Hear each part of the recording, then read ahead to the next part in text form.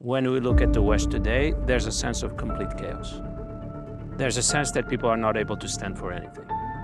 There's an enormous crisis of the traditional virtues: courage, independence, freedom of thought. We have no option but to look at how did other societies live in the past and what were their systems of operation, systems of practice, systems of belief and view of the world. Progress, we haven't not made it, but we haven't made it in a straight, linear style.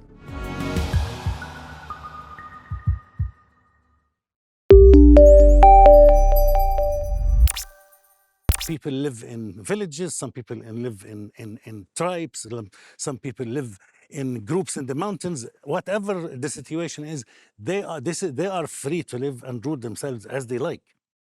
It might go along with some of your philosophy, Sophie, but I think that is the idea of tradition is the idea of actually democracy, because in true, not the democracy we have today. What we have today is called democracy, but actually has very little democracy in it. The true democracy, true freedom exists in those societies that are actually precisely traditional. The ones that we have mislabeled as tyrannical, as authoritarian, that's just because they don't fit our paradigm of existence. Let me give a metaphor or an image that I think goes in the same direction as what Wael is describing. I think of the human adventure as a group of people that land on a desert island, and they have to search for water. And water here signifies truth or the good life. They separate in different groups to look for water. These separate groups are different civilizations. They are looking for truth in different places. And then maybe some of these civilizations end up in a swamp, and they have to get out of the swamp. But what they shouldn't do is then to criticize the others for not being in the swamp with them. I think that would be a mistake. And we should be thankful that other people in different parts of the world are looking for different solutions, and maybe we can learn from them. Now, to talk about Western modernity, I do think in some respects we are stuck in a swamp. But I don't conclude from that it was all a mistake. I think Western modernity found some important truths about the nature of reality. Those truths, by the way, were then used and applied and learned by other civilizations. I think the best proof that Western modernity was not a mistake is that it has influenced China, India, Islam so profoundly. All of them had to learn from the West. If it was all a mistake, they would not have learned from the West, and they have. By the way, in my image or my metaphor, the paths that every civilization is taking looking for water are the traditions. You cannot find anything valuable in a day or a night. It takes a long time, a collective effort of searching. That's what the path is. There's nothing wrong with tradition. Tradition just means looking for something carefully and cautiously for a long time, because it doesn't come immediately. That's pertinent to the idea, if I may.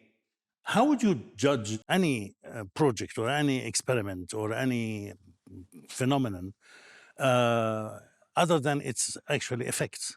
It's a European, it influenced the world, I agree, but influence was in what direction? What is the final effect of that influence since the Industrial Revolution on the world at large? The European project is not a mistake in the historical sense, I agree. but it has failed. Yeah. That's my point. Compared to what? And when we say it influenced the rest of the world, which is true, then we must see how it influenced the rest of the world in order to figure out what the problems are so we can reverse the damage.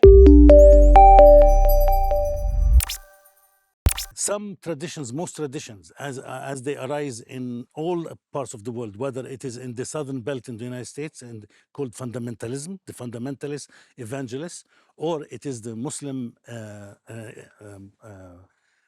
radical movements that are speaking on the name of Islam that supposedly existed in the past, or the Sikh and Hindu, and we know about all of these.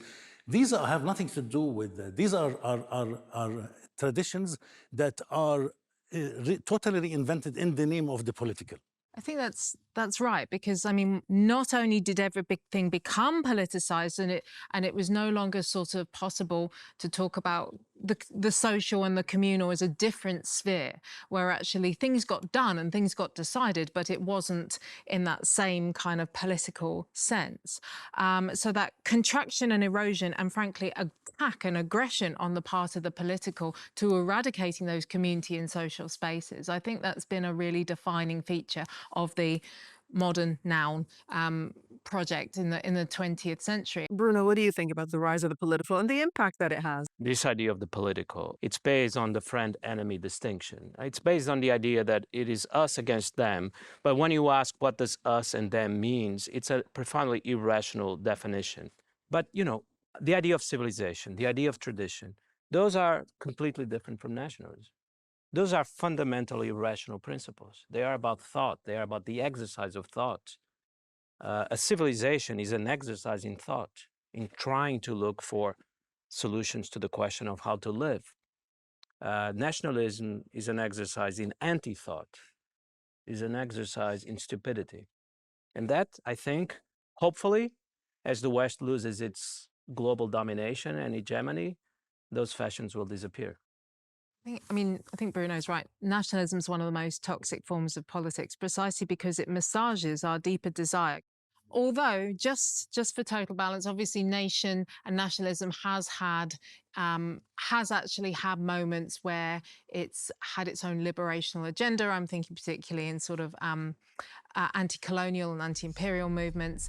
But what was really interesting about those, particularly as they played out in places like Latin America and Africa, was that the national movement was always, well, not always, usually hand in glove with other forms of thinking about society and community, like Pan-Africanism or different kind of regional affiliations. And there was great hope, you know, was that going to be a crucible for a new kind of social political thinking, which could actually integrate some of the strengths from traditional life whilst moderating some of their limitations with input from modernity. However, obviously, it failed because all of those countries were immediately harried or bullied or thrust into a globalized political context, which was still dominated by new and emerging imperial powers. A kind of a supplement to what I've said about modern traditions is that we have also to be careful about the use of the idea of or the concept of religion. When we speak about, obviously, traditions tend to be religious. What is the meaning and the content and the conception of religion today? One of the things that happened to modern religion is not only it was nationalized and politicized, but it was cast in a mold where the idea of secularism hovers over the head. So now it is almost impossible to think about religion without thinking of secularism, which never existed like 200 years ago. Western modernity is another important revolution in human history. And I don't really regard its lessons as entirely destructive. Whether, you know, nuclear bombs can destroy the planet, that is a choice for human beings to make, but I don't believe that a world without modern science is a better world, because it's essentially a world of ignorance. I am too much of a European not to believe in that. Yeah, we can see that. We get it. Is You're he even European. European? I think a lot of conversations here tend to go about, oh, just because he's from Europe, because somebody was saying on Bruno just because he's from Portugal, without even trying to hear them out. I wish we could understand that not everybody from the West is horrible. Just the way that his tone was, and he'd been talking about Europe, and it's just the most significant influence and most significant change in the world. Tradition affords us probably the richest site from which we can create a learning experience about how important ethics are and how to restore them into our midst today. We have no option but to look at how did other societies live in the past and what were their systems of operation, systems of practice, systems of belief and view of the world that made them able to survive for thousands and thousands of years as humans on the face of this earth. Otherwise, we are going to continue what we are going to continue, and that is a disaster. A lot of points raised by Wael, and Yes. specifically the issue, the point he raised on severance of cosmology. What do you respond to that? To some extent, this has happened. I think in other parts of the world, not in the West, you still have a kind of traditional cosmology that has been reconstructed because of Western influence, but it still survives. Remarkably, it has survived. It is a kind of a historical miracle. The power from the West was so overwhelming, but still, Hinduism is still alive, transformed, but still alive. You know, I've praised the last few centuries of European Western history, but I can be very critical as well. When we look at the West today, there's a sense of complete chaos. There's a sense that people are not able to stand for anything. There's an enormous crisis of the traditional virtues: courage, independence, freedom of thought. If we look at the crisis in world politics today, if we look at Gaza, and we look how people in the West, not just politicians, because the tragedy is that it's not just politicians that are weak. People just don't stand up for things that they vaguely feel are wrong, but they don't have the convictions to know that they are wrong. They don't have the courage to stand up for those convictions. It's a moment of deep crisis, and we might as well admit it. Sophie, Bruno seems to say that we're living through a sort of a civilizational unraveling. Do you agree? I think the key word, well, one of the words that I found particularly interesting in what you were just saying, Bruno, is that the Hinduism, for example, Hinduism remains with us, but transformed. Yes, exactly, but transformed. I think there's always been this sort of creative and destructive urges going on within cultures and within cultures. I think that is just the nature of life. I think possibly when you're talking about the West or Europe, you're seeing this played out in a larger arena. And obviously, you've got one element of the European Western modernity project became extremely kind of prolific and dominant on the world stage. So that tends to erase the fact that there are kind of lots of other diversities and variations. But then you've got new players coming in from technology and from business who kind of rewrite the rules faster than international law can certainly catch up. So I think, yes, and I'm sort of on issues like Gaza. Yes, it's troubling that people have been so slow to just call the crime for what it is.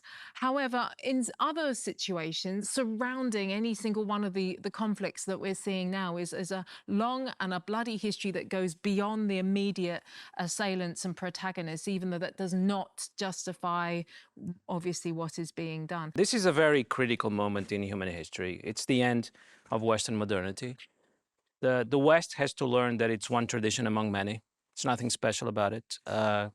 There was a moment a few years ago when I thought the West would go down softly.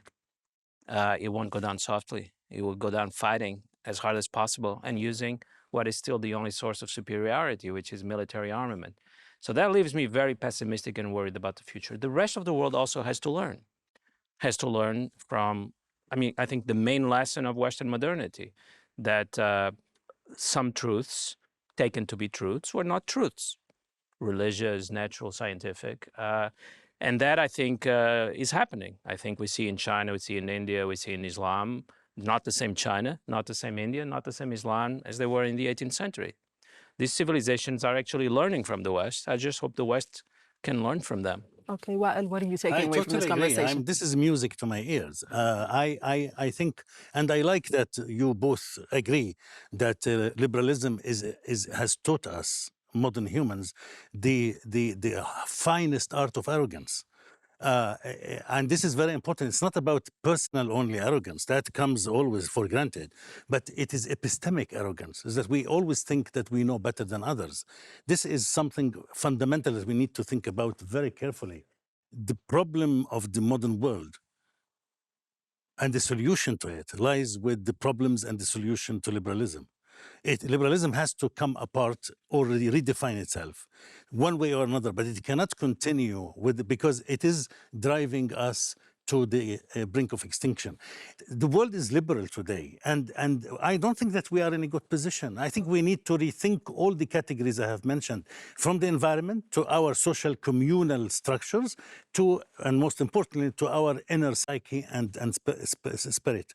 This is fundamental. Sophie, what will you take away from this conversation with the students? We're running out of time, so keep it brief. Sure. Well, actually, I'm going to take away an enormous amount of confidence, because I think the most important thing right now is we're all having these challenging conversations, and we're all confronting that process of confronting modernity's inner arrogance, but at the same time, in doing so, re-injecting humility and hopefully finding some of the positives from that tradition, whilst being very open to hearing what other people have to say. I think that will be great if we can continue in that vein.